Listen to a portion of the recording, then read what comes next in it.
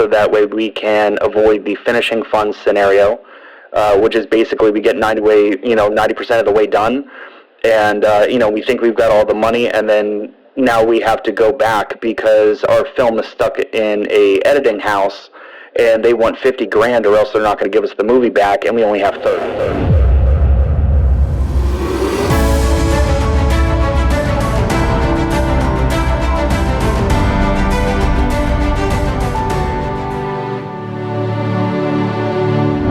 Hey there, welcome back to another episode of Angels, Exits, and Acquisitions. Now, I have a special guest today, Nicholas, who we talked about an industry that actually originally developed the idea for angel investing, right? So the story goes that back in the 1800s, people were trying to put on Broadway plays and they didn't have money to do all the production because it costs a lot of money to build the set and do all this and hire the people and everything, right? And so the very first instance of the word angel investor came from somebody who was trying to do this, went to the wealthy people in New York City, found them, and they became their quote unquote angels because they saved the day by giving them the money to help produce these shows on Broadway. And now we have Broadway, and eventually we have the entire entertainment industry, film and television and plays and so on. And so Nicholas Capone is talking today with us about investing in the modern day equivalent of entertainment. So film and TV and so on. And there's so much that I learned during this conversation that I think you're going to really enjoy it. So stick all the way to the end. And as always, like, subscribe, and share the Angels, Exits, and Acquisitions podcast. Thanks so much. And we'll talk with you again soon. Welcome to Angels, Exits, and Acquisitions, the place to learn how to fund, scale, exit, and massively profit as an angel investor or entrepreneur.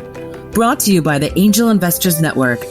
And now, here's your host, Jeff Barnes. All right, welcome back. Jeff Barnes here again. I am today with Nicholas Capone down in Atlanta. Nicholas, how are you? I'm doing good. Thank you for having me. Absolutely, man. Absolutely. So I'm really looking forward to this conversation because we're going to be talking about something that is unique and different when it comes to investing and different types of investment opportunities that are out there. But before we get into all the details of what that unique opportunity is, why don't you give everybody a little bit of your background, tell them who you are. So my name is Nicholas Capone. I'm 35, and I have been in the independent film and television space for about 15 years now. I started as an actor.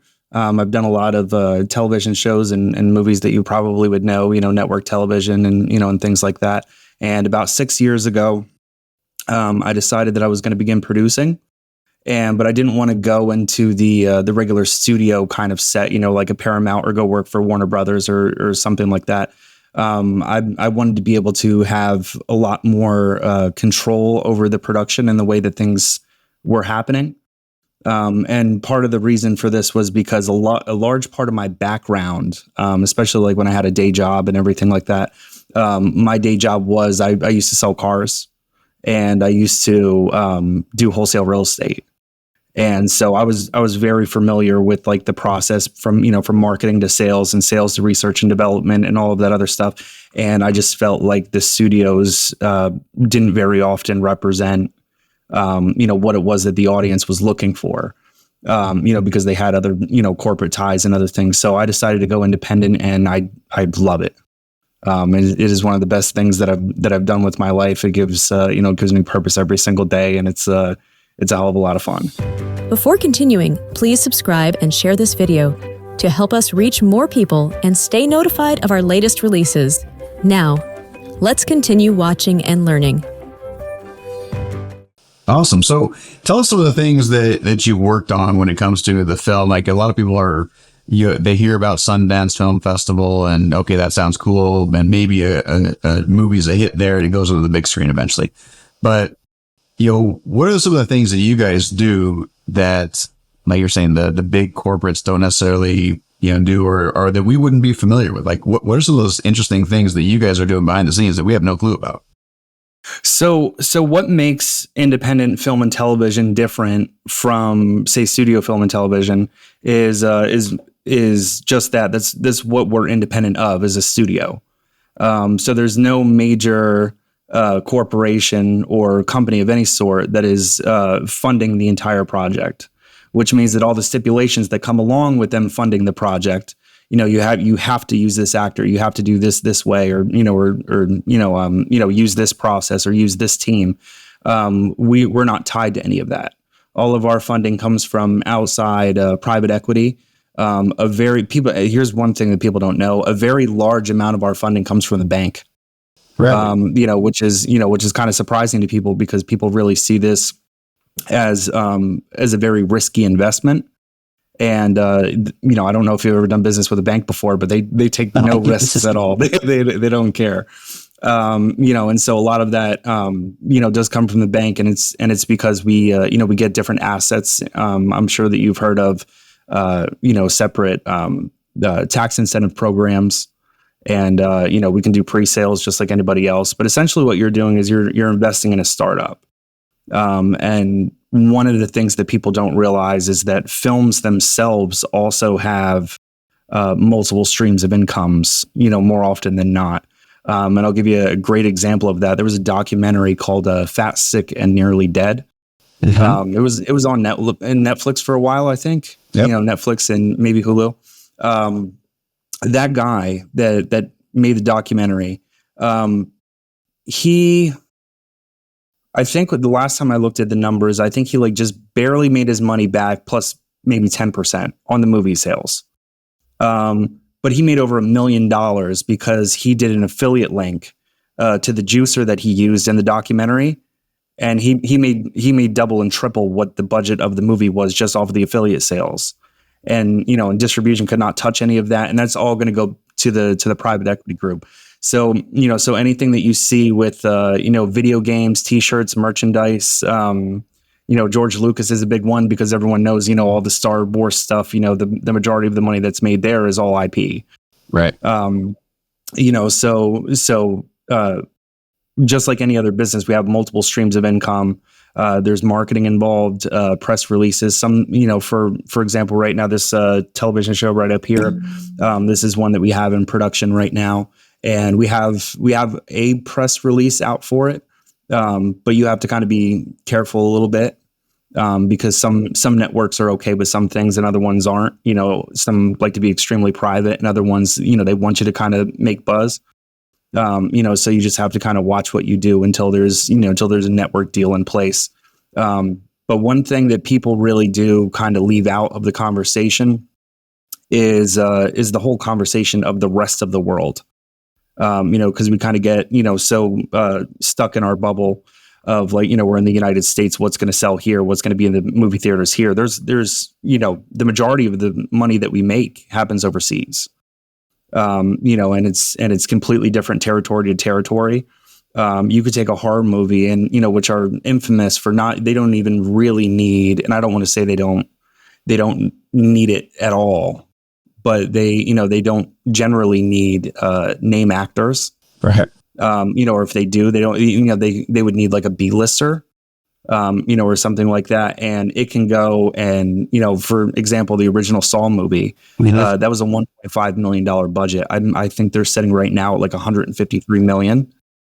And the majority of that is overseas. And, and name one actor that was, right. They don't, and you can do that with some genres and other genres, if you're talking action, or a drama or something like that, you need the names. And so there's so much to unpack there, right? Like you said, some really insightful things. I think I want to make sure people understand this. One, multiple revenue streams for a movie. Okay, we'll go into that in just a minute. Of course, like you said, there's licensing, there's intellectual property, there's spin-offs, there's, the blankets for the kids' bed, all the way to the posters, to the little stuffies and the dolls, all that stuff. Like that's great, right? And we're actually working with a company right now to try and get them into our marketplace that is doing this for a TV show for kids. It's really cool. They started with that as the end in mind, right? The licensing being what's going to drive how the show is presented and produced. It's just kind of cool, a unique idea. But I would imagine in order for all those other revenue streams to make sense, then the movie itself has to be, distributed somewhere, right? Like people have to see it in order, like you have to actually get eyeballs on it, right?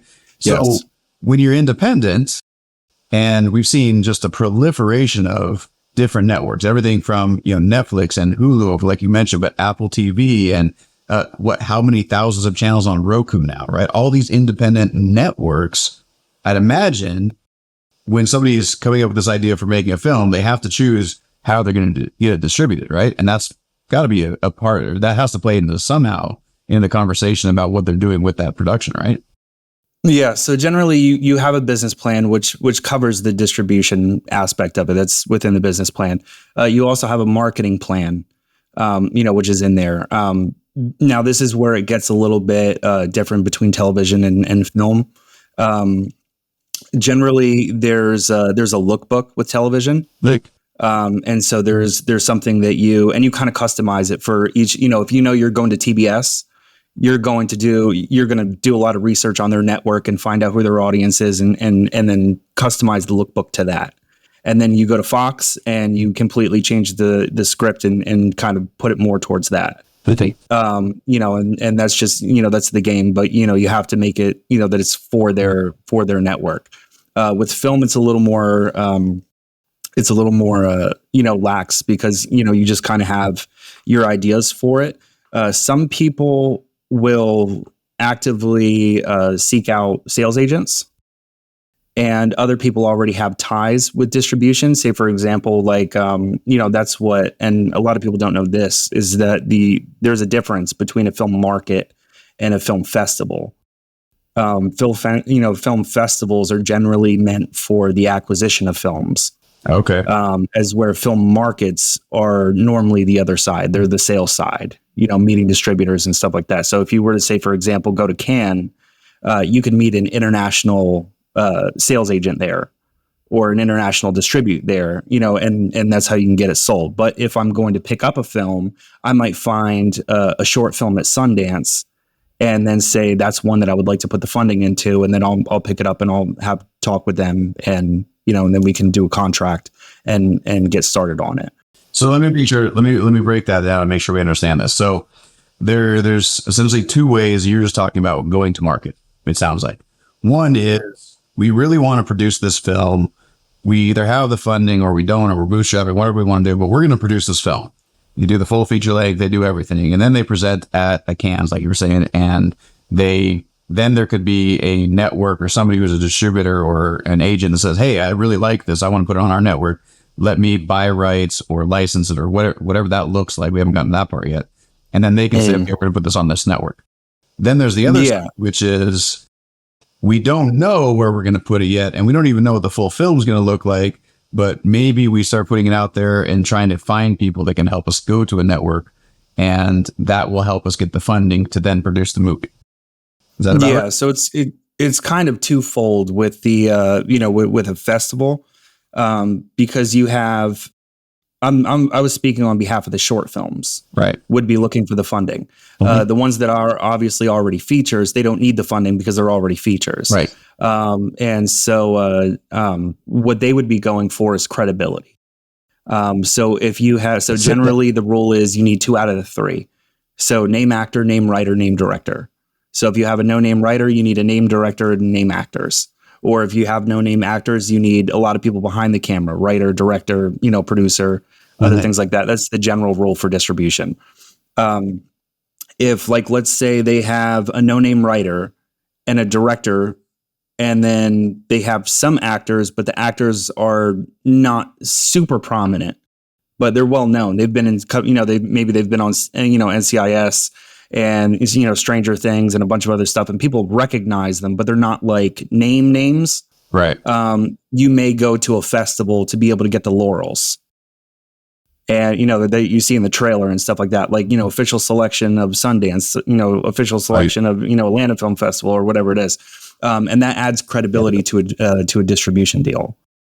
Makes a lot of sense. Okay. So now let's go and talk about, so there's distribution and there's all these networks out there. And of course, because there's so many networks, they are really vying for good quality production. I have to say, it was really funny to me when Apple TV first launched at, was it $4.99 a month?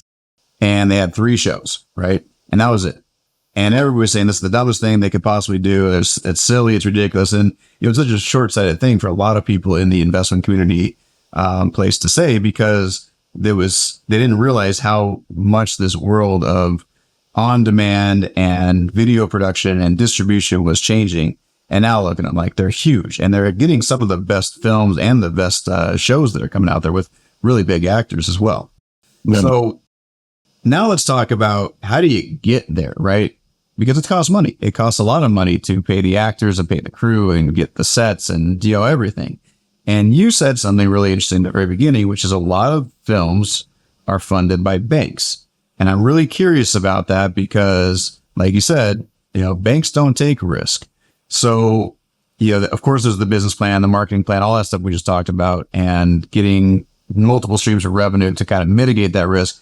But talk to me about what a capital stack looks like for an independent film. So, well, first off, I just want to make a distinction. There definitely is a difference between a filmmaker and a producer. A lot of the times those are used interchangeably. Executive producer, which is my general title, could be used for an investor. It could be used for, for somebody who does what I do, or it could be just like a vanity credit for someone who's a filmmaker. They have executive producers on short films that don't raise a dime. So there are, there's a definite distinction in between there. And there's, so somebody can literally buy the title executive producer. Is that what you just said? Yeah. If you put up 50% of the budget, I'll give you whatever title you want. Ego is a driver for a lot of folks in investing, believe it or not. So you could have the title Grand Poobah if you want. I don't care. I'll put it in there.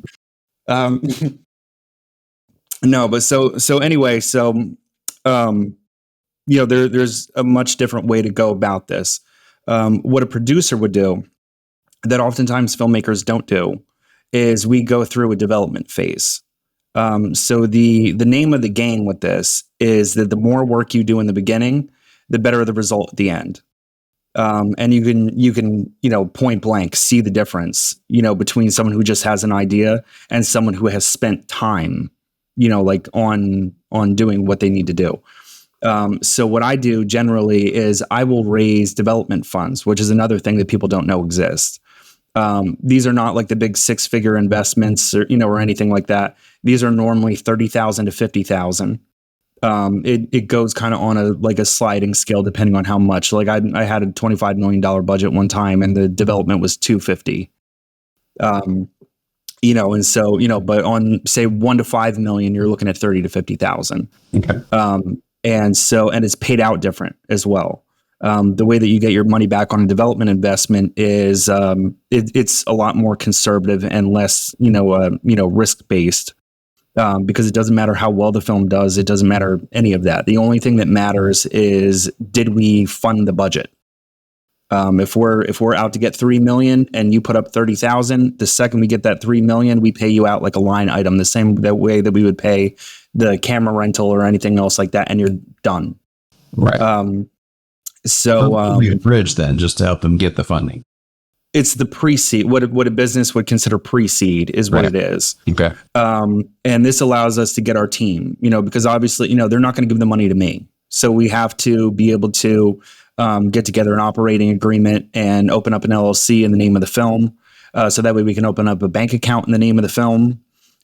We have to be able to pay for the lawyer so that way we can do the contracts and everything. We need to pay the initial retainer for a casting director so that way we can see who's available. We also need to have a post-production supervisor so that way we can avoid the finishing funds scenario, which is basically we get 90% of the way done. And, we think we've got all the money, and then now we have to go back because our film is stuck in a editing house and they want $50,000 or else they're not going to give us the movie back. And we only have 30. So now we have to go get the other 20, and you got to go start fundraising and post-production. So, Right. So there's a post-production supervisor to help avoid those. They know what the distribution costs are going to be. They know what the initial, in order to be able to deliver it. And then here's the key. We bring on, sometimes we use, there's systems that do this as well. But I like to use people. We will bring on some people who actually own distribution companies, like smaller independent distribution companies, because not only can we get the projections for the film that way, but what we do is we'll pay them a consultation fee. and then we bring them on the team, one domestic and one international. So there's two of them, and we say, here's what happens. We pay you the fee. You read the script. When you're done reading the script, you then plug in all of the numbers. Give us the projections for what it would be. In order to be able to do that, you need names. So what I want a list of the top, say, 5 to 10 actors that are worth the most value in the market for that role type in this genre range for this budget. And they'll give you a whole list of everybody who, all of the people that are most value to least value for the top 10. And they do that for every single role. And then we hand that list over to the casting director. The casting director starts checking availability, and then we start to see who we could realistically get for something like that. Right. Same thing with the director. We don't just guess at a director. We also say what directors are worth money in the market for this type of genre and budget range, and then we go out there and we start making phone calls. So right from the beginning, and this is the kind of point that I was trying to get to. When we do things, we do not do things for creative, for creative joy or any of that. We do things based on market data, right? Because that is ultimately what's going to ensure it. Because even if we don't, and a lot of the times, the distributors that we use during that development process that we pay the consultation fee to, their distribution companies are generally interested in our film. Because if you, just take a step back for a second and think about what we're doing, we're saying if we could make the most perfect movie that would make the most amount of money in the market, who would be in it? Who would direct it? What would it be? And then they tell us, and then we go make that. Right. And, so it's like the perfect storm of everything. But also, the market doesn't change just because you're working with a different company. So whenever we start submitting, these breakdowns to other distributors, they're going to plug it into their systems. And even if they've got, our actor was number 1 right on the list, even if they're not number 1 on their list, they're number 2. Right. So it's still, they still have, pretty similar data. So what we do is we take together and we utilize that team to be able to get everything to the point where we can raise the funds. Including pitch deck and, business plan, marketing plan, all of that other stuff. And then we go out to go try to get the funds. We set up a bunch of meetings and then we go get the funding for it. And when I say that the banks fund the majority of it, here's what I mean. A lot of it is dependent on where we shoot. Because we need scenery to be correct. And there's certain states that can do that, certain states that can't do it. But also there is the issue of tax incentives.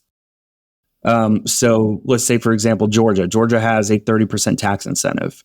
If we're shooting, for sake of round numbers, a $1 million film, that means that the state of Georgia will give us $300,000 upon completion, not even distribution, upon completion. And every single state has something different that they do. Some people pay above the line, some people pay below the line, some people pay both. It just depends on what state you're in and what the incentives are. Some states have no incentives, and other ones are like through the roof. What do you mean by above the line and below the line on that? So above the line would be like all the ACE positions. So actor, director, producer. And when I say actor, I don't mean like cashier number 1. I'm talking about like the lead.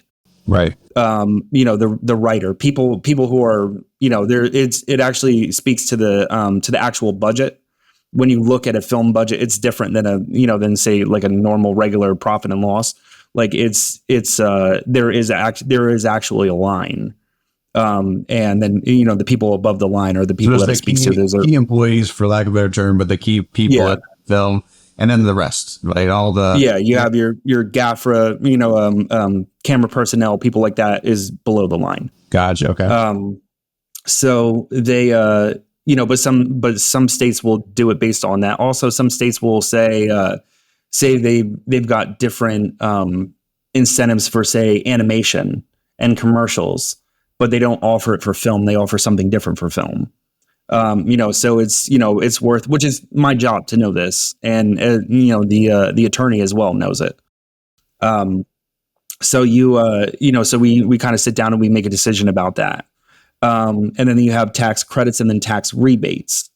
And that's kind of a lot to be able to get into. But the point is, I can go and apply, for these credits. I can get it, and then I can bring it to the bank, and they will. It's called taking a haircut. They give, they take 15% off the top, and they give us the rest in cash. Right. So you also have credits. Yeah. And it's collateralized loan. Right. Because they actually, believe it or not, the bank actually has people in place where, and I've never seen this happen before, but this can happen. Where if you start messing up the product, and I mean messing it up, the bank will send in an executive producer on your behalf and completely take over the production. And they will get it. And they don't care if it makes money or if it doesn't make money. They don't care at all. They will bring it to the point where they get their money back and then let it blow up. It's whatever you want to do with it after that, but they will not, because like I said, they don't take chances. Right. So they will come in and take stuff over. And that's, that is part of the agreement. But so tax incentives are one. Pre-sales are another. So generally when I look to do this, I look to get development money first. And then when I look in to get budget money, it's normally the first 30 to 40% of the budget that comes from private equity, angel investors, doctors, plastic surgeons, whoever. And then we can generally get the rest from both the tax incentive and pre-sales. So then what we can do is we can then go to a film market like Cannes or Sundance or somebody like that, and there will be people out there making deals. Or we can meet a sales agent and and hire them on, match our projections with theirs, and if they decide to take the project, then they can go start pre-selling territories. There is a good balance with that because you don't want to sell too many territories, otherwise you're not going to have you're not going to have that revenue coming in for your investors. But at the same time, it will help you, get that budget closed. And so when you territory, so let's just say, for example, and I don't know what a territory necessarily means, but if you pre-sell a territory, that's money that you're like, okay, they're thinking they can then distribute it to their territory and they will get all the revenue from that. And so they're essentially betting on the fact that they can sell your film to their people. And you're not getting any of the future revenue from those folks. Yeah. So it works very similar to an option. So what happens is you pre-sell the territory, right? They give you one even if you're not pre-selling, even if you just sell the territory, you're selling the territory. They give you a fixed amount of money. And then they have that, they own the rights to it in that territory for a certain, specified period of time. Right. And this is another thing that I like about doing independent stuff and not studio stuff, because the studio tries to own everything. Right. If I'm making a film and I don't necessarily own the film, the rights go back to whoever does own the film after those deals are over. And if they want to redistribute it again, they got to rehire me, which is more money in my pocket, right? And all this other stuff, right? So, but that's generally how it goes. But I mean, some of them, they make, quite a bit in the market. Some of them kind of hit the 20%. 20% is a big thing for us. 20% is normally like the industry standard. And the way that it gets paid out there's a distribution waterfall that comes through. So after the distributors take all of their fees, sales agent takes their fee, it comes down to deferred, which is, say, for example, if I want Bradley Cooper, but I can't afford him, say he wants $400,000 and I only have $300,000, I can offer him $300,000 and then $100,000 in deferment, which means the first $100,000 that the production gets in goes to Bradley Cooper. Right. So paying off the debts of the production. Then after that, we go to the investors. They recoup their investment back plus 20%. And then it splits off into two different pots, which would be 50% the investors and then 50% the producers, which the producers are not me necessarily. They're the people who own the film. Right. Another thing that we could do, say same scenario, I want Bradley Cooper, but he wants more money than that. What I could do is I could offer him, say, 5% equity of the film. And that comes out of our pot. It doesn't come out of the investor's pot. It comes out of our pot. And he gets 5%, and then he owns a piece of the movie. So there is what you're saying is the capital stack for getting the film going. There's that initial development cost you got to get from somebody. That's a private individual, most likely an angel investor, like you say, 30 to 50K, maybe a little bit more. And then after that, you're gonna have to raise 30 to 40% of the budget from individuals or angels or a private equity fund or somebody like that. And then the top 60, 70%, maybe you can go get bank financing as long as the bank has a really good incentive and they think it's going to work out. And, traditional bank loan, I'd imagine there's different reasons that a bank would. There's probably not every bank, right? It's probably going to be individual or No. So there's specialized banks that do this. A lot of the times they come in the form of the payroll companies that we use. But there's banks that specialize in this kind of thing. And you really want to go to those because those are going to be the ones with the best rates and things like that. But when I say that, it's not a traditional bank loan, it's a collateralized loan. So it would be, so we get the tax incentive, we give it to them, they give us a loan against the tax incentive. Same thing with the pre-sales. We can take the pre-sales to them and they'll give us a loan against the pre-sales. Right. And that's generally where the rest of it base or some sort of collateral that the bank is. Yeah. It's not like they're just making a risky bet on the future growth of this. They're being smart about it, saying, okay, there's some sort of collateral, some sort of asset that we can take and collateralize to give you this. Right. And there is something that is more of like a traditional type of loan that does carry some risk in it. And that is the finishing funds or the closing funds. This would be if we were to get, say, 30 to 40% of the budget. And then let's say we got 50% from incentives and pre-sales. That leaves 10% of the movie unfunded. Generally, what I'll do is I'll go back to the initial investors and I'll say, hey, there's still about 10% of the budget left. Do you want to put up the 10%? And the reason why I ask them that is because generally the person that puts up those closing funds is first out. Right. So they're last in, first out. And so, but if they're willing to give up their place in that line, I can go to a bank, and the bank, if I hit a certain criteria, the bank will take that loan. And if not, then I'll go private equity and just find another investor for it. Gotcha. Awesome. Nicholas, this has been great. I mean, a lot of information I didn't know, and, definitely an interesting area because people come to us, like we were saying earlier, that like to raise money for films, but since I don't know enough about that, I don't feel confident in being able to help them. So how can people, just in the interest of time, we got to kind of wrap things up here, but how can people learn a little bit more about you and about your guys' business and what it is you guys do, and where can they find you? They could find us. I'm on all the regular social media platforms. I'm on Instagram, X, or formerly Twitter. LinkedIn is the best if you're kind of looking to inquire more, and sort of learn more about it. LinkedIn, I would say, is probably the best. If you were to physically connect with me as opposed to just following me, sending me a message, that's generally a good way. Sometimes I am a little bit protective of my email because after all, I kind of am the money guy, and there's a lot of writers that reach out to me, so I keep it protected. But but if there's genuine interest in there, I like to not only just lead with lead with the investments, but also the knowledge as well.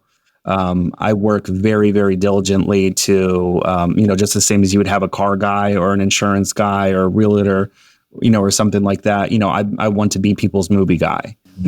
So I don't necessarily look to do the quick one-time transactions. I look to build long-lasting relationships where people can make money with me over and over and over again.